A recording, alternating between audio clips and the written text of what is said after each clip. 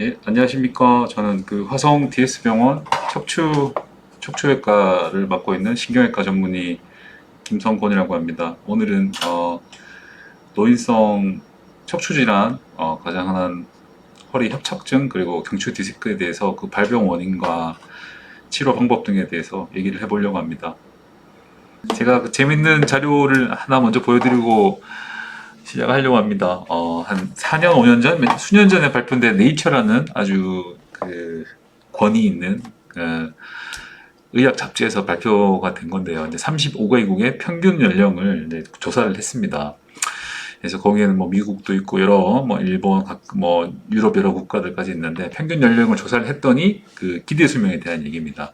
한국이 가장 높은 보시면은 빨간색 구간이 있는 빨간색 동그라미가 한국인데요. 가장 높은 구간에 있습니다. 전 세계적으로 가장 오래 살고 그 평균 수명이 특히나 여성 같은 경우는 80대 중반에 이른다라는 연구 결과가 아주 발표가 돼서 저희 학계에서는 뭐 그만큼 좀 재밌는 얘기가 되고 있고요. 그만큼 평균 연령이 많이 늘었고 지금 보시다시피 뭐 116살에 척추 시술까지 한다.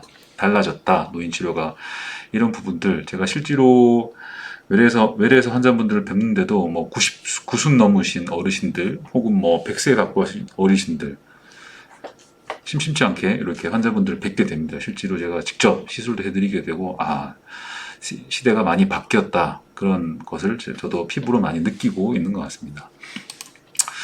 제가 오늘 말씀드린 부분은 노인성 척추 질환에 있어서 그 빈도가 가장 흔한 질환들입니다. 척추관 협착증, 허리죠. 허리 척추관 협착증, 그리고 경추, 디스크 두 부분에 대해서 말씀을 드릴 텐데요. 우선 빈도 순으로 봤을 때 척추관 협착증에 대한 얘기를 꼭 먼저 해야 될 것 같습니다. 아주 많으시고요. 아마 이제 이 방송 보고 계시는 그 시청자께서도 뭐 본인이 직접 뭐 직접 그러시든지 아니면 주변에 꼭 한 분 이런 여러 가지 증상들 가지고 계신 분들 많으실 겁니다. 허리 통증, 다리 통증. 다리 통증은 특이적으로 허벅지가 저리다. 다리가 저기 종아리 오금 쪽으로 해서 발바닥이 저리다. 그런 경우 많고요. 그리고 허리를 펼 때 혹은 숙일 때 그런 경우 꼼짝 못 하시는 분들이 있으세요. 그리고 한참 걷다 보면 가만히 서 있으면 괜찮은데 조금 걷다 보면 저기 시장을 간다. 그러면 한 100m 정도 걸으셔야 되는데 한 50m만 걸으면 다리가 저리고 땡겨온다. 혹은 심하신 분들 한 20m만 걸어도 다리가 저리다. 땡겨서 못 걷겠다. 그런 분들 많이 뵙게 됩니다. 이런 경우를 통칭해서 척추관 협착증 증상이라고 말씀을 드릴 수가 있겠습니다. 자, 그럼 척추관 협착증 어떤 걸 척추관 협착증이라고 할까요? 제가 사진을 하나 가져왔는데요. 여기 왼쪽에 보시는 게 정상 척추입니다. 정상 척추 보시다시피 마우스 커서를 따라 오시면 여기 이렇게 동그랗게 생긴 부분이 스파이널 코드, 신경이고요. 신경은 아주 소중하기 때문에 뼈 그리고 인대 이런 부분들로 잘 둘러싸여져 있습니다. 뒤쪽에 노랗게 보이는 부분이 황색 인대라고 하는 신경을 보호하는 아주 소중한 구조물이고요. 그 뒤쪽으로는 후관절이라고 하는 관절이 왼쪽 오른쪽 한 쌍으로 존재를 하고 앞쪽으로는 이렇게 우리 반원 모양으로 디스크가 존재하게 됩니다. 나이가 들게 되고 많이 쓰게 됩니다. 허리를 많이 쓰게 되면 우리 허리 같은 경우는 뭐 우리가 자동차 타이어 바꿔 끼우듯이 바꿔 끼우고 그런 부분이 아니기 때문에 한번 쓰는 허리 평생 쓸 수밖에 없겠죠. 많이 쓰게 되면 두꺼워지게 됩니다. 보시다시피 황색인데 노랗게 된 부분이 이렇게 나비 모양으로 점점점 두꺼워지게 되고요. 그 인대뿐만 아니라 뒤쪽을 싸고 있는 후관절, 뒤쪽에 있는 관절이 보시다시피 이렇게 도톰하게 자라나게 되고 그 결과 보시는 이런 신경이 이렇게 세모 모양으로 좁아들게 됩니다. 숨 쉴 공간이 없어지게 되는 거죠. 그러면 제가 말씀드린 그런 척추 협착증의 다양한 증상을 나타나시게 됩니다. 오른쪽 세 번째 화면이 그 실제로 협착증 환자들 제 환자 사진을 하나 따와봤는데요. 4번, 5번 협착증 환자십니다. 신경이 이렇게 가운데 쪽으로 내려오게 되고요. 이렇게 검정색으로 보이는 부분, 이런 부분이 디스크입니다. 디스크고요. 이렇게 신경이 내려오는데 보시는 바와 같이 아주 신경이 막혀서 순환이 잘 되지 않고 신경이 짓눌려 있는 모습을 관찰할 수가 있겠습니다. 자, 그러면 이런 환자분들 4번, 5번에 보시는 바와 같은 이런 환자분들 4번, 5번 협착증이 아주 심했던 환자분이기 때문에 이런 환자분께서는 저한테 수술을 받았던 기억이 납니다. 그래서 잘 회복을 하셨고 지금은 뭐 특별한 후유증 없이 재외래로 이렇게 통원 치료하고 계신 환자분의 사진이겠습니다. 이런 경우에 다 수술을 하느냐? 그렇지는 않고요. 충분히 우리가 비수술적인 방법, 약물 치료라든지 물리 치료 혹은 뭐 도수 치료가 좀 도움이 되실 수도 있고요. 제가 뒷부분에서 사진도 보여드리겠지만 뭐 시술이라든지 신경차단술 그런 부분들로도 충분히 우리가 증상을 조절을 하고 수술로 가지 않는 그런 경우도 많이 경험을 하게 됩니다. 목 디스크에 대해서 또 얘기를 드려보겠습니다. 지금 보시는 바와 같이 여러 가지 증상, 목 통증 혹은 뭐 목이 뻐근하다, 결리다, 그리고 많이들 있으실 겁니다. 어깨가 아프다, 어깨가 한쪽이 아프다 혹은 양쪽 결린다. 근데 팔은 관절 문제는 아닌 것 같다. 혹은 뭐 날개뼈 뒤쪽으로 등 쪽이 아프다. 어떤 분들은 손이 저리다. 정말 병이 심하신 분들은 마비, 이 손의 감각이 떨어지고 단추를 잠근다. 혹은 숟가락질한다. 그런 동작마저 제한이 있으신 분들이 있습니다. 그리고 뭐 빈도가 많지는 않습니다만은 두통, 특히나 뒤통수 쪽으로 뒷골이 땡긴다. 혹은 뭐 턱이 아프다. 그래서 치과를 들렸다 오시는 분들도 있거든요. 이런 말씀드린 여러 가지 증상들이 다 목 디스크 증상에 해당이 되겠습니다. 실제 제 외래에서 이렇게 통원 치료하시는 환자분의 사진을 하나 가져와 봤습니다. 3, 4번 디스크 환자셨는데요. 근데 그분 MRI인데 가운데 보이는 회색 막대기, 마우스 커서를 따라가시면 됩니다. 이 회색 막대기가 신경인데 이렇게 잘 내려오다가 앞쪽에 이렇게 제가 화살표 모양으로 체크를 해뒀습니다. 볼록하게 튀어나와 있는 부분. 이 부분은 디스크가 파열이 된 겁니다. 3번, 4번 디스크. 앞쪽에서 이렇게 자리를 지켜야 되는 디스크가 뒤쪽으로 이렇게 밀려 나와서 오른쪽 화면에 이런 식으로 신경을 직접적으로 짓누르는 그런 모습입니다. 이 환자분 같은 경우는 목이 너무 아팠고 어떤 보존적인 치료, 뭐 주사 치료라든지 혹은 뭐 이 환자분 같은 경우는 저한테 시술까지도 하셨어요. 그래서 전혀 경고가 없었고 병이 이루다 못해 더 진행이 돼서 힘까지 떨어졌던, 양쪽 팔에 힘이 떨어진다, 그런 지경까지 진행이 돼서 수술까지도 앞쪽 디스크를 다 절제를 하고 인공 디스크를 삽입하는 수술을 저한테 받으셨던 환자입니다. 자, 그러면 뭐 협착증, 허리 협착증, 허리 디스크 혹은 뭐 경추 협착증 꼭 다 수술을 해야 되냐? 전혀 그렇지 않습니다.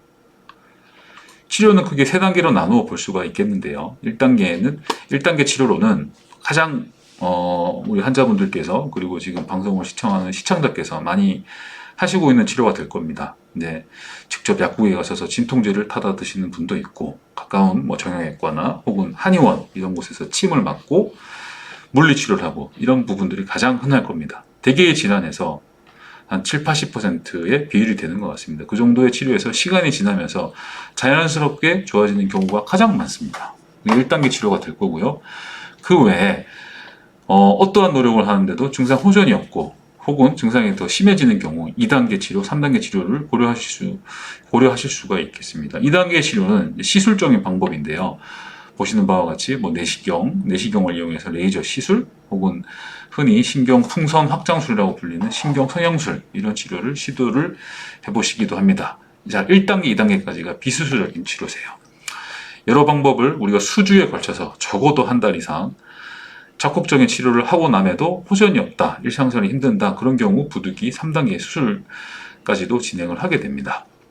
이런 단계별로 우리가 저희가 환자분과 같이 상의를 해서 결정을 하게 되는데요. 자, 지금부터는 제가 근무하고 있는 병원에서 시행 중인 여러 치료를 직접 한번 보여드리려고 합니다. 보시는 화면은 척추 협착증 환자셨고요. 디스크가 동반되어 있는 4번, 5번 협착증 환자셨습니다. 이 어르신 같은 경우 허리가 너무 아팠고 그 다음에 우측으로 동반된 방사통, 다리가 저리고 허벅지, 측면이 저렸고 발바닥까지도 쭉 내려온 방사통을 심하게 호소를 하고 계셨습니다. 제 기억에 음식점이셨어요. 음식점, 순대국밥집이었던 것 같은데요. 근데 하셨던 분이 약물 치료로 호전이 없었고 지금 보시는 바와 같이 이렇게 눌려있는 신경으로 직접 병변을 국소반해서 신경 주사를 썼던 장면입니다. 써서 이렇게 시커멓게 퍼져서 보이는 부분이 조영제고요. 이 부분을 따라서 직접적으로 약물을 퍼뜨리게 됩니다. 오른쪽 화면도 보시면 신경근을 따라서 약물이 잘 퍼져 나가는 모습을 볼 수가 있고요. 30분, 1시간 정도의 간단한 치료로 주 1회 보통 한 2, 3회 정도 주사 치료를 병행만 하셔도 많은 부분에서 호전을 보이십니다. 자, 그리고 앞서 보셨던 게 가장 흔히 많이 하는 주사 치료고요. 이거 지금 보시는 거는 시술입니다. 잘 안 됩니다. 잘 안 되는 경우가 많습니다. 특히나 고령이고 지병이 있으신 경우 주사를 아무리 맞아도 금방금방 약발이 떨어지는 경우를 많이 경험을 하게 돼요. 그래서 그런 경우에는 보시다시피 입원에서 하게 되는 시술적인 치료도 우리가 고려를 해보시게 되는데요. 이 방법은 이제 꼬리뼈로 이렇게 환자분이 머리가 이쪽에 있고 이제 다리가 이쪽에 있으세요. 그리고 제가 이렇게 시술을 하는 걸 직접 사진으로 남겨본 거고요. 꼬리뼈 쪽으로 이제 관을 집어넣습니다. 관을 집어넣고 몸속에 직접 관을 집어넣게 되는 거죠. 시술 도구를. 그래서 이렇게 보이는 게 시술 도구이고요. 몸속에 직접 이렇게 협착이 있는 구간에다 약을 집어넣고 그쪽에 병변과 신경은 보통 엉겨 붙어 있기 때문에 그런 유착들 붙어 있는 부분을 깨끗하게 우리가 시술 도구로 박리를 하게 됩니다. 이런 부분은 바로 우리가 바로 결정을 하기보다 증상이 아주 심한 경우 혹은 주사 치료나 물리 치료 이런 부분에도 효과가 없는 경우에는 꼭 한번 고려를 해볼 수 있는 치료가 될 수 있을 것 같고요. 특별히 하루 정도만 입원하시면 일상생활에 제한도 없고 보조기를 차실 필요도 없고 아주 효과적으로 경과가 좋은 것 같습니다. 제 환자분들도 오늘도 그렇고 그제도 그렇고 많은 분들에게 시술을 해드리고 있습니다. 자, 그리고 부득이하게 꼭 수술로 가시는 환자분들이 있습니다. 그런 경우는 마비가 있거나 정말 일상생활 자체가 안 되고 시술로도 안 된다 그런 경우는 꼭 수술을 하셔야 되는데요. 항상 하시는 말씀 제가 외래에서 환자분들께 수술을 권유를 드리면 꼭 항상 하시는 얘기가 허리는 칼을 대면 안 된다. 목은 수술하면 안 된다. 그런 말씀 꼭 한 번씩 하세요. 근데 제가 척추외과 생활을 한 10년 정도 넘게 했는데 지금도 그렇지만 계속 치료 패러다임이 바뀌고 있습니다. 좀 더 비침습적이고 조금 더 최소침습적으로 피부 절개도 적게 해서 환자 회복도 빠른 회복을 도모하게 되고 그런 대표적인 치료 방법이 있게 되는데요. 지금 보시는 화면이 척추 내시경 화면입니다. 옆구리 쪽으로 구멍 하나, 이 구멍식경이 7mm입니다. 7mm면 보통 정말 쓰는 작은 매직 정도 사이즈밖에 되지 않는데요. 이 현미경을 옆구리 속으로 집어넣고 이분 4번, 5번 협착증 환자셨어요.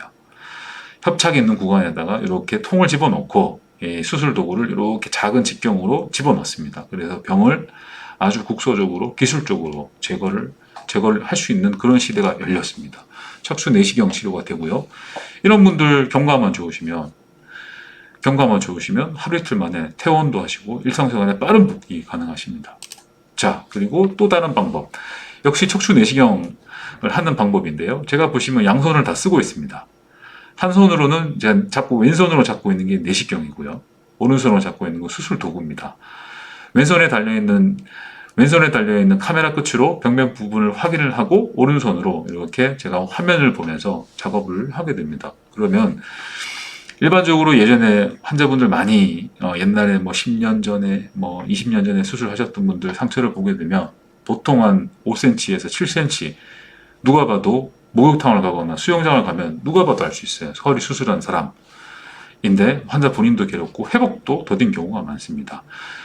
이런 내시경 치료의 경우에 같은 경우는 수술 상처가 굉장히 작게 됩니다. 1cm예요. 1cm, 총 2cm 정도의 피부 절개고 무엇보다 이런 내시경 치료의 장점으로 할 수 있는 것은 회복이 빠르게 됩니다. 아무래도 절개 부분이 적고 근육 손상이라든지 관절 손상도 적기 때문에 훨씬 더 환자분들 예후와 그런 만족도에 많은 효과를 보고 있는 그런 실정입니다. 자, 제가 이런저런 얘기 말씀을 드려봤는데요. 이제 조금 갈무리를 하려고 합니다. 정확한 치료, 제가 여러 치료 보여드렸지만 정확한 치료는 정밀한 진단이 있다고 생각을 합니다. 그 진단, 허리에 있어서 그리고 목에 있어서 정밀한 진단은 MRI 검사가 되겠고요. 혹은 CT 검사라도 우리가 해볼 수 있겠습니다. 정확히 진단하고 그 병을 우리가 적절한 치료, 꼭 수술이 능사는 아닙니다. 근데 필요한 경우에 우리가 수술적인 방법을 선택을 해서 회복이 빠르고 빨리 낫는다면, 그리고 그 수술 범위가 크지 않고 어렵지 않다면 수술이 가장 좋은 치료가 분명히 될 수 있습니다.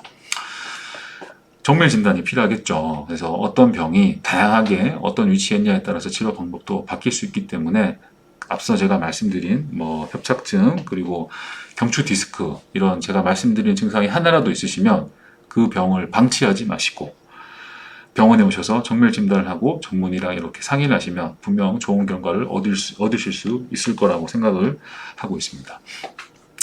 제가 진료실에서 이렇게 자주 듣는 속담 비유가 있습니다. 호미로 막을 것을 가래로 막는다.